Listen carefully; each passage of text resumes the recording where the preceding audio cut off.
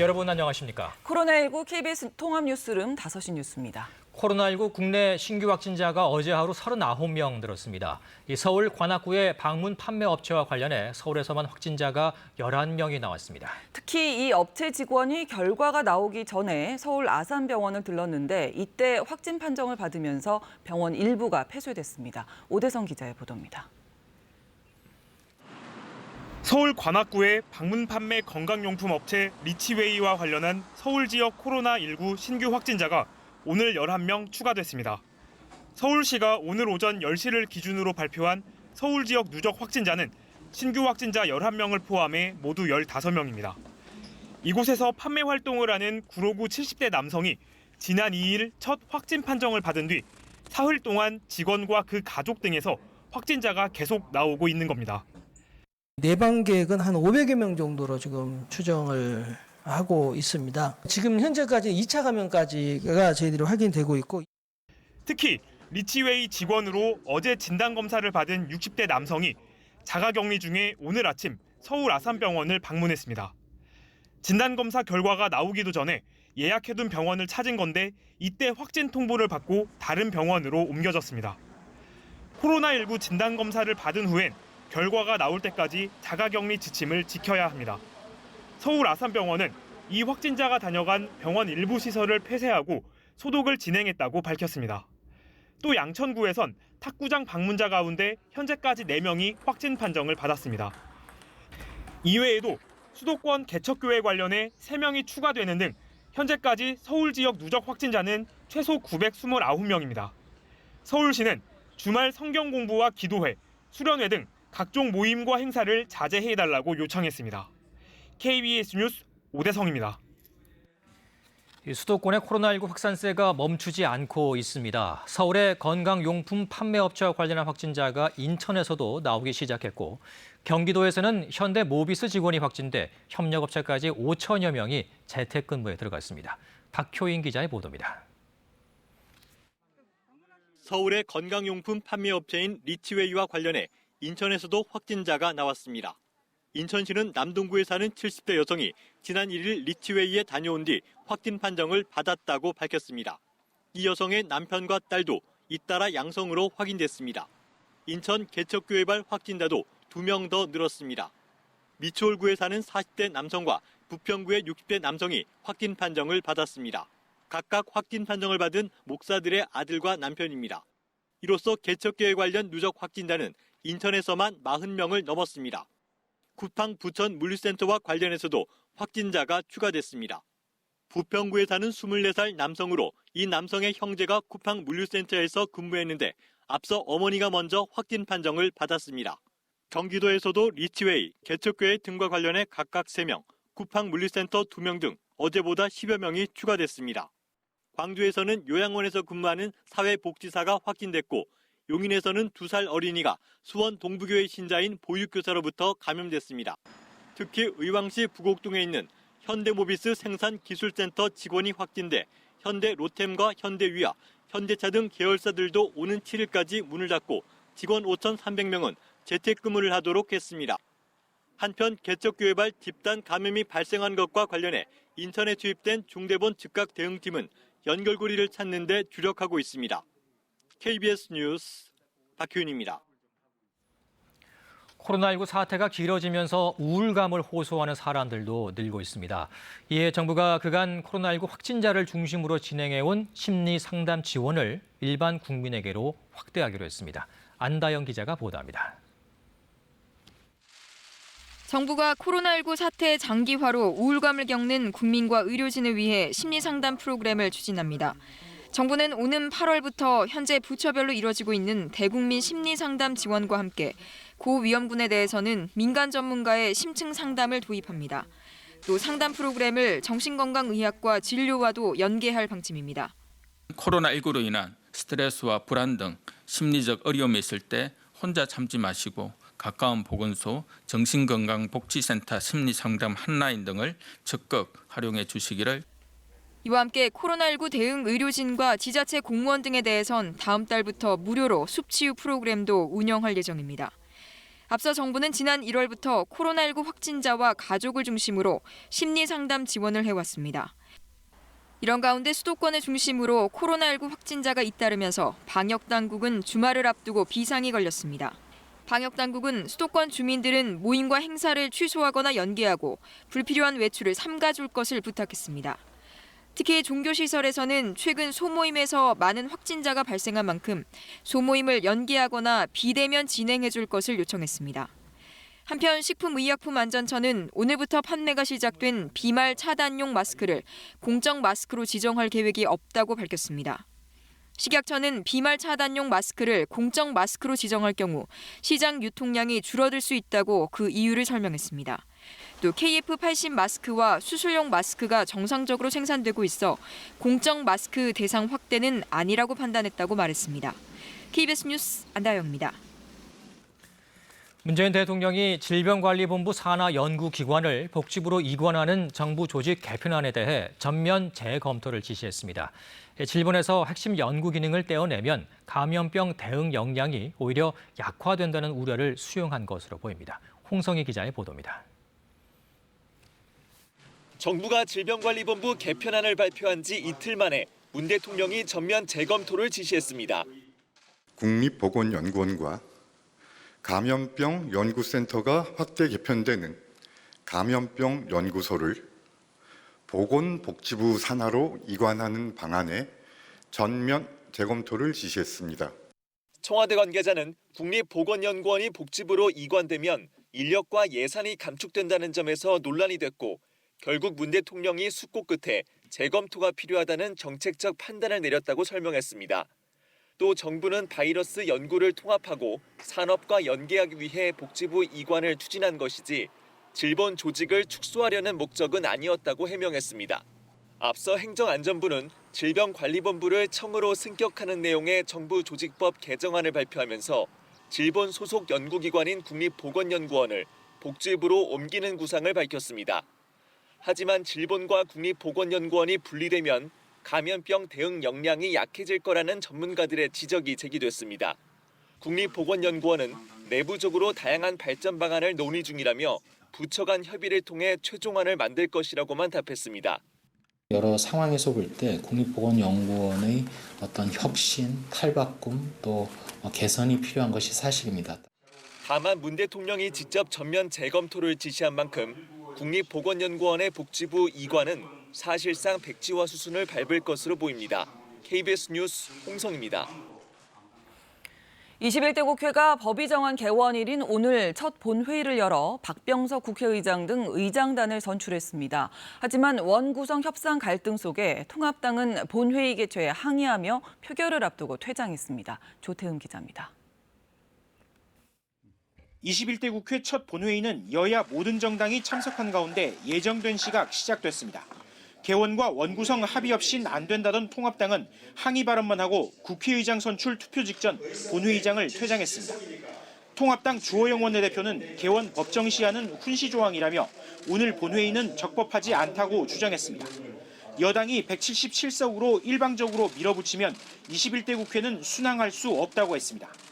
통합당 불참 속에 민주당은 정의당 등 소수 야당과 박병석 의원을 국회의장으로, 김상희 의원을 여당목 부의장으로 각각 선출했습니다.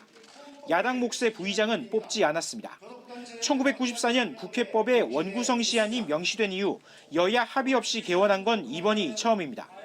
다음 과제는 국회 상임위원장을 배분하는 원구성 협상. 민주당 김태년 원내대표는 좌고우면하지 않고 다음 걸음을 내딛겠다. 법을 지키는 원칙을 유지하겠다고 밝혔습니다. 통합당 주호영 원내대표는 오늘 개원을 인정할 수 없다면서 원구성에 대한 입장도 밝히지 않았습니다.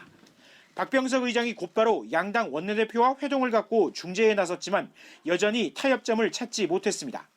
국회 법사위를 서로 가져야 한다며 평행선을 달리는 상황. 여야 원내지도부는 오는 7일 박 의장 주재로 다시 한번 타협을 시도합니다. 원구성 법정 시한은 오는 8일입니다. KBS 뉴스 조태흠입니다. 지난달 중국인 8명이 중남 태안 해안가로 미립국했는데 그 한 달 전에 이미 또 다른 5명이 같은 곳으로 미립국한 사실이 뒤늦게 드러났습니다. KBS가 단독 보도를 통해서 지난 4월 주민 신고로 발견된 정체불명의 중국산 검정보트가 미립국에 쓰인 것이라는 의혹을 제기해 왔는데 모두 사실로 확인됐습니다. 해경은 관할서장을 직위 해제했습니다. 성용희 기자가 보도합니다. 태안으로 미립국한 중국인은 8명만이 아니었습니다.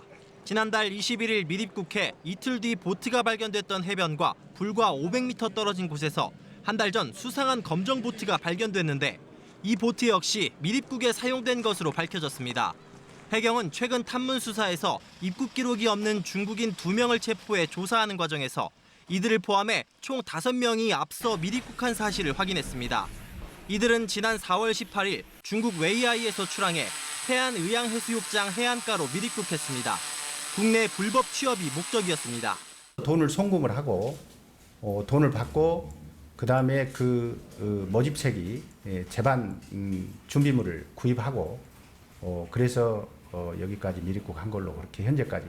해경은 최근까지 해당 보트와 미립국과의 연관성을 부인해왔습니다.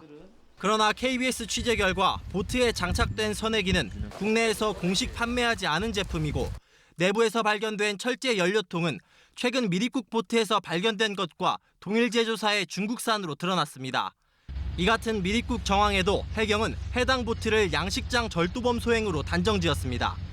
서해안의 특성상 표류 보트나 양식장 절도범들이 사용되는 그런 고무보트와 유사해서 그렇게 판단을 하고 있었으나 해경이 부실한 수사로 시간을 지체하는 사이 지난달 21일 중국인 8명이 미립국했고 어제도 미립국으로 의심되는 보트가 3번째 발견됐습니다.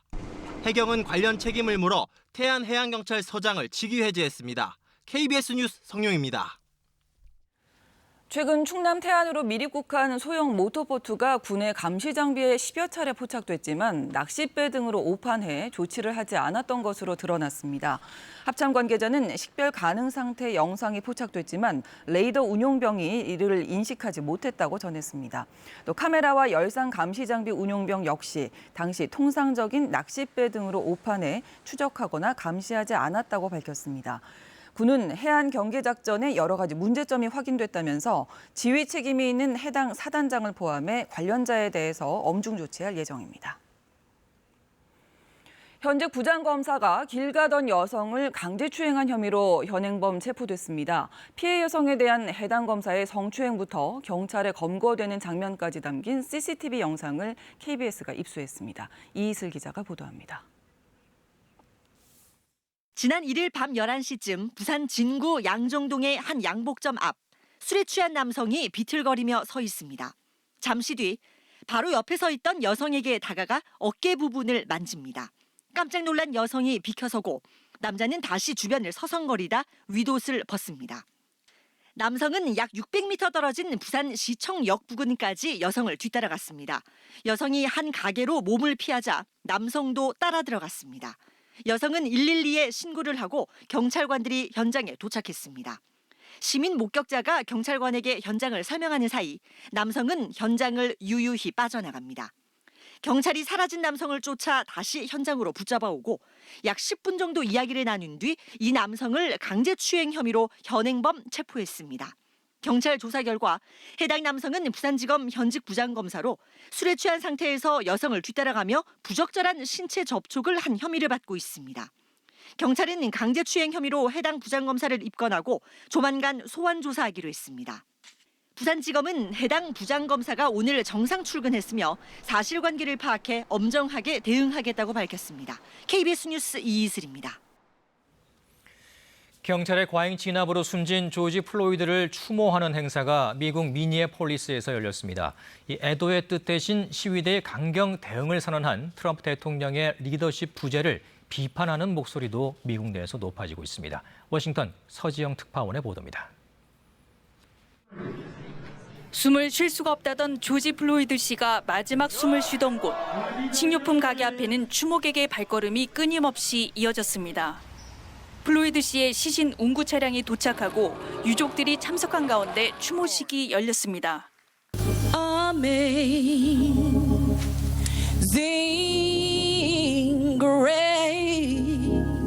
고인의 삶을 기리며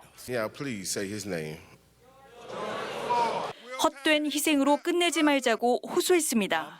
Everybody wants justice. We want justice for George. He's going to get it. He's going to get it. 부검 결과 코로나19 양성 판정을 받은 플로이드 씨. 흑인의 코로나19 사망률이 훨씬 높은 미국의 불평등 현실을 온몸으로 또 한 번 드러냈습니다. 가해 경찰은 2급 살인죄로 기소됐지만 미국 내 차별은 여전히 진행 중입니다. 워싱턴주에선 경찰 체포 과정에서 숨을 쉴 수 없다는 말을 남기고 흑인 남성이 사망한 사례가 또 확인됐습니다. 지난 3월 다른 자동차의 문을 두드리다가 경찰에 연행된 앨리스 씨는 경찰 제압 과정에서 숨졌는데 사인은 신체적 강박으로 인한 호흡 정지였습니다. 인종차별에 항의하는 시위는 전 세계적으로 번지고 있지만 반란법에 군사 동원까지 언급한 트럼프 대통령에 전현직 군 수뇌부가 반발하는 등 내홍도 적지 않습니다. 전직 대통령, 유명 배우들까지 나서 리더십 부재를 비판하고 나섰습니다. Where are you? It's that same compassionate leader who has to come back and readdress the country to give important context. 트럼프 대통령은 플로이드 추모식에 대한 애도의 말 대신 이란에 2년 가까이 억류돼 있던 미 해군 출신의 민간인 석방을 축하한다는 트윗을 남겼습니다. 워싱턴에서 KBS 뉴스 서지영입니다. 서울역 묻지마 폭행 피의자 이모 씨가 이웃 여성을 폭행했다는 KBS 보도와 관련해 경찰이 수사에 착수했습니다. 서울 동작경찰서는 피해자가 정식 고소를 하지 않았지만 사건이 보도를 통해 알려진 만큼 수사를 시작했다면서 조만간 이 씨를 조사할 계획입니다. 한편 법원이 어제 이 씨의 구속영장을 기각한 것과 관련해 국토부 산하 철도특별사법경찰대는 이 씨가 비정상적인 행동을 해 신속한 검거가 필요했다라며 구속영장 재신청 여부 등을 검토하겠다고 밝혔습니다. 이 코로나19로 대구시가 긴급 복지 예산 3종을 편성해 지급했는데 이 긴급이라는 말이 무색하게 미집행 예산이 1,000억 원이 넘는 것으로 확인됐습니다. 이 사용하지 못하면 반납해야 할 처지인데 대구시는 아직까지 구체적인 사용처조차 정하지 못하고 있습니다. 정혜미 기자의 보도입니다. 대구의 한 행정복지센터에 마련된 긴급복지 특별지원 창구. 코로나19 확산으로 갑자기 생계가 어려워진 저소득 위기 가구에 지난 4월부터 긴급복지 지원금이 지급됐습니다. 하지만 현재까지 지급률은 11%에 불과합니다. 1,000억 원이 넘는 예산이 남은 겁니다. 대구시의 긴급 생계자금 지급도 이달 초 마무리됐지만 예산이 150억 원 정도 남은 상황. 기초생활수급자 등 저소득층에게 지원되는 특별지원금 역시 43억 원 정도 남았습니다. 긴급복지 지원금 간의 중복 신청이 안 되는 데다 지급 기준이 비교적 까다로웠기 때문으로 분석됩니다. 제도적으로 정부에서 이제 중복을 못하게 했으니까 그런 거고 애초에 이 돈에 대한 기준보다는 완화를 좀 했는데 그래도 더 완화해야 된다는 이런 케이스가 있기는 했어요. 문제는 긴급복지 예산 대부분이 국비로 이뤄져 있어 예산 집행 기간 내에 사용하지 못하면 정부에 다시 반납해야 한다는 겁니다. 대구시는 남은 예산에 대해 아직도 구체적인 사용처조차 정하지 못했습니다. 기준 완화라든지 홍보 강화라든지 이런 부분에 대한 특단의 대책이 좀 필요하고요. 지금 이 돈을 좀 재난 지역에 맞게 빨리 써야 된다 이렇게 좀 촉구하고 싶습니다. 코로나19로 어렵게 확보한 국비 예산을 다시 반납해야 할 처지에 놓인 대구시. 제대로 지원받지 못한 사각지대가 여전히 많은 만큼 이에 대한 적극적인 발굴과 지원이 필요하다는 목소리가 나오고 있습니다. KBS 뉴스 정임입니다. 내일부터 일부 유통업체들이 일회용 마스크 할인 행사를 시작합니다. 이마트 트레이더스는 내일부터 일회용 마스크 2천만 장을 장당 320원에 전국 18개 점포에서 판매하고 구매 한도는 1인당 50개입 한 박스라고 밝혔습니다. 롯데마트도 이번 주말 이틀 동안 총 200만 장의 국내산 마스크를 장당 500원대에 판매합니다. 또 일부 편의점에서도 덴탈 마스크 판매 할인 행사를 진행합니다. 서울 서부지검은 오늘 경기도 안성 위안부 피해자 쉼터와 이 쉼터를 매각한 건설업체를 압수수색했습니다. 정의기억연대의 부실회계 의혹 등을 수사 중인 검찰은 압수수색에서 직원 PC 등에서 일부 자료를 확보한 것으로 알려졌습니다. 정의연 관계자는 안성 쉼터에 보관 중인 자료가 없다고 했지만 검찰이 압수수색을 하겠다고 해서 현관문 비밀번호만 알려줬다라며 이번 압수수색엔 변호인 참여가 없다고 설명했습니다.